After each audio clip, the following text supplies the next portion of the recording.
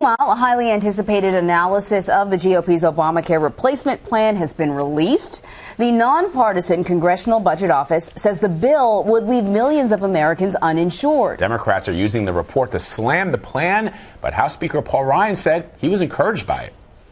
I'm excited about this analysis, and yeah, I think they sort of overestimate the uninsured number, just like they overestimated who would be insured by Obamacare. But I do believe that if we're not going to force people to buy something they don't want to buy, they won't buy it, and that's kind of obvious. Callum Borchers is a political reporter for The Washington Post, and he joins us now via Skype. So, Callum, yesterday, Speaker Ryan said he was encouraged, and he said he was excited by the CBO analysis, while HHS Secretary Tom Price called the report simply wrong. So what do you make of this disconnect?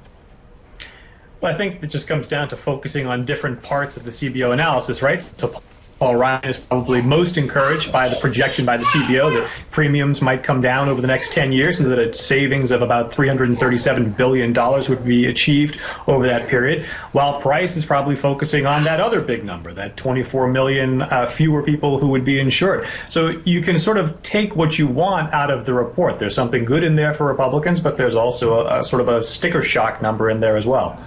I can hear a little kid in the background. Thank goodness for snow days. Is somebody home from school? We might have a viral moment out of the BBC, Callum, just so we know. That's right. We'll try to avoid that, but you are right. That's cool. Well, you know, Callum, in talking to Republicans on Capitol Hill, though, what really is the level of concern about this report and the impact it could have on the whip count? Well, I think it's sort of a waiting game now to see which parts of the CBO analysis will really stick in the public's minds, right? So if people really fixate on that 24 million number, that's going to be a deterrent, and it's going to make it harder for Republicans to get behind the bill. But on the flip side, if they can really sell the fact that, hey, your premiums might come down, there's going to be a budgetary savings, then it could be good.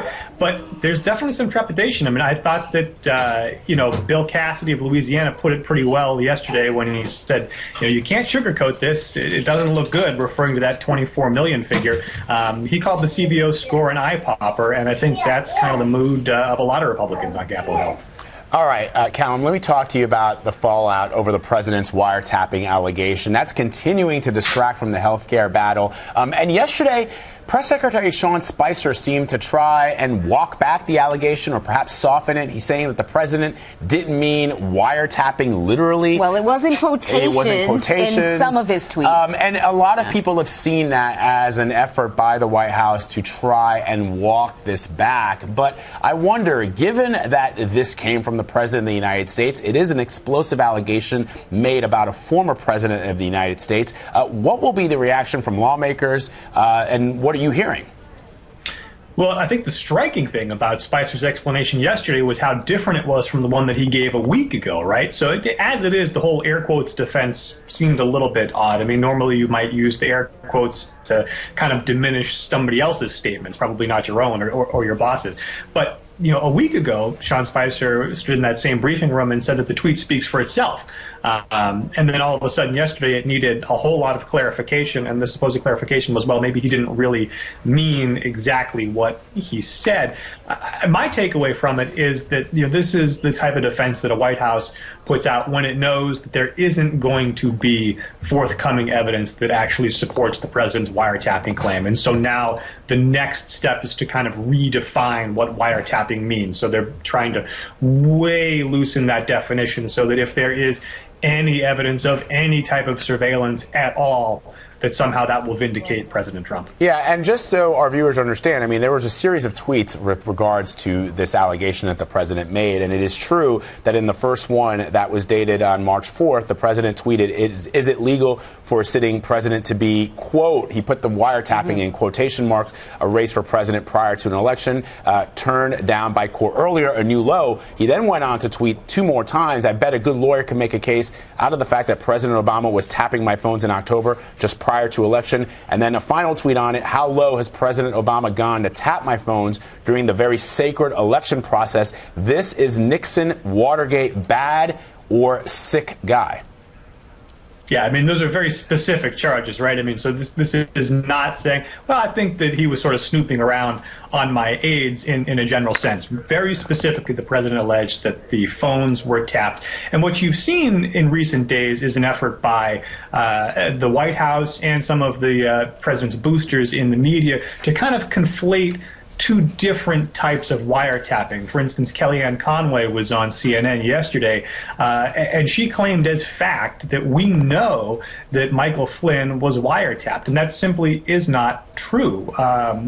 What has been reported is that the Russian ambassador was wiretapped, and that is how conversations between the ambassador and Flynn were intercepted by U.S. intelligence agencies. But that is a very important distinction, right? It's important to know which of the two parties in that conversation had the phone bugged, and what we know is that it was the ambassador. We do not know that it was Michael Flynn. But the White House seems determined to conflate those two and make it sound as if there was any wiretapping whatsoever that picked up a phone call involving a Trump aide, that must mean the Trump aides were wiretapped, and that's simply not the case. And before we let you go, Callum, to add to a long list of distractions, now we have this audio file released by Breitbart News of Speaker Paul Ryan. Now, Breitbart says that this was released, or he said these words, sort of just after the Access Hollywood tape was released with Donald Trump talking about women and so on and so forth in October. I want to play it for you, and then I want you to weigh in. There are basically two things that I want to make really clear. As for myself as your speaker, I am not going to defend Donald Trump. Not now, not in the future. You guys know I have real concerns with our nominee. I hope you appreciate that I'm doing what I think is best for you, the members, not what's best for me. Many of you on this call are facing tough re-elections.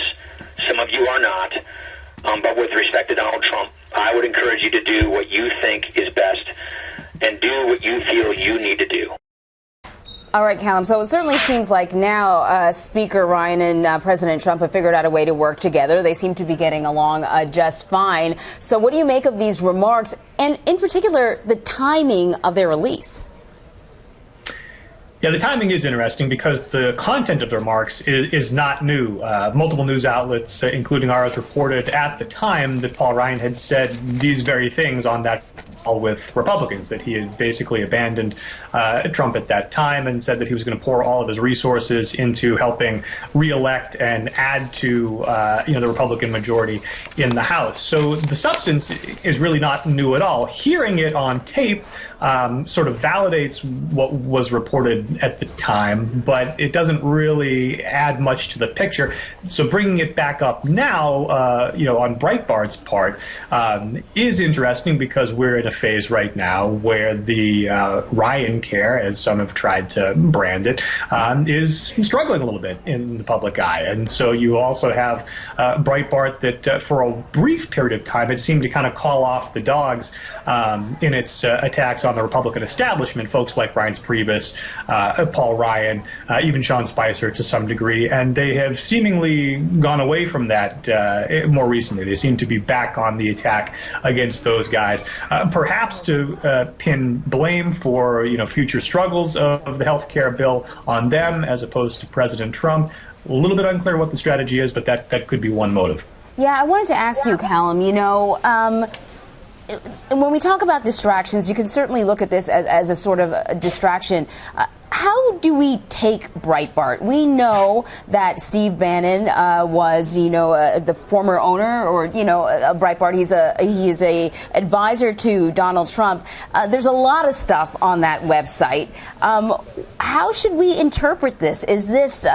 Should we interpret it as something that maybe some of President Trump's close advisors are whispering in the corridor, or should we just kind of see it as a blog that we really don't need to pay that much attention to?